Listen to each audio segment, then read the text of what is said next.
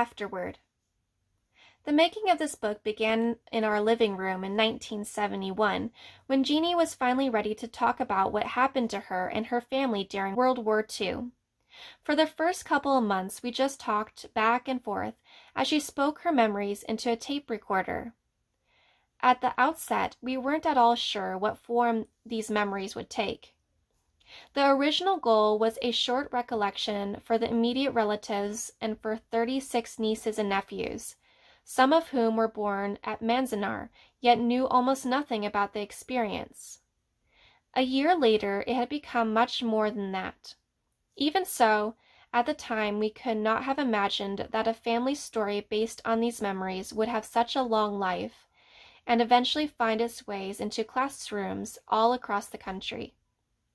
It has been deeply gratifying to see the audiences for this book continue to grow, and meanwhile we have watched this with fascination as perceptions of the material have changed with time.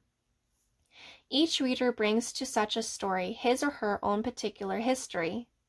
When it was first published in the early 1970s, we often heard comments such as, "It's too bad the Japanese got locked up, but that's what happens in wartime. After all, what do you expect? Didn't your people do the same thing to our soldiers, putting them in those terrible camps over in the Philippines?" We would then have to explain the difference, and it is a profound difference, which takes a lot of explaining, but it goes to the very heart of the matter. Most of the Americans interned in the Philippines were military personnel captured in an overseas combat zone, prisoners of war being held by enemy troops. Most of those interned in the United States were native-born American citizens. They were all civilians, imprisoned inside the border of their own country without a trial, and their captors were other Americans. Since this book came out, more than a quarter of a century has passed. World War II is that much further behind us, and such comments aren't heard so much anymore. For new generations of readers, this story is often their first exposure to the wartime internment and its human costs. And as our society becomes even more diverse, more and more people bring their own immigrant experiences to the reading. We have found that for many young readers, this book offers more than a window into a telling episode in American history. In Enrico Wakatsuki, they often see something of their parents or grandparents who had to contend with great challenges to reach the United States, and, once they arrived, struggled to find a place in a new land.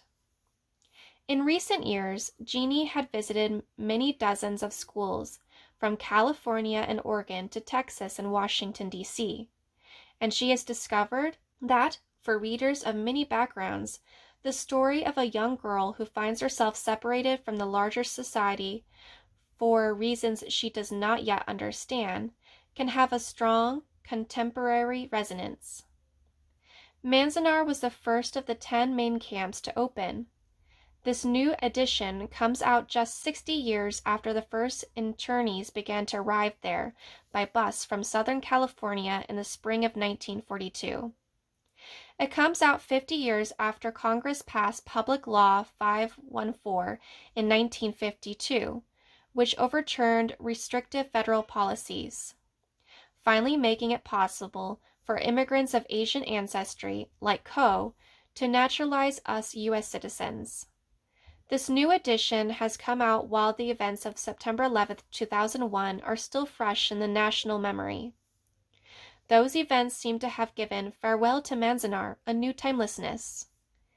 In the wake of the attacks on the Pentagon and the World Trade Center, described by some as our new Pearl Harbor, we saw an unfortunate readiness on the part of many to assume that all Americans of Middle Eastern background were suddenly suspect and should somehow be held accountable for their crimes. It was a hauntingly familiar rush to judgment. In the early months of 1942, this is what preceded the unlawful evacuation and internment of 110,000 Americans of Japanese ancestry. One big difference, 60 years later, was the response of the media. In 1942, after the President of the United States signed the executive order authorizing the forced confinement of an entire ethnic group, the flames of the racial blame were fueled and fanned by radio broadcasters and major newspapers up and down the West Coast. In 2001, the widely scattered threats and acts of reprisal against Muslim and Arab Americans had no encouragement from national or local media. Indeed, strong disapproval of such behavior was expressed by all the major networks and large metropolitan dailies. That's a huge change, one in the best spirit of our democratic ideals. And for this, we must all be thankful.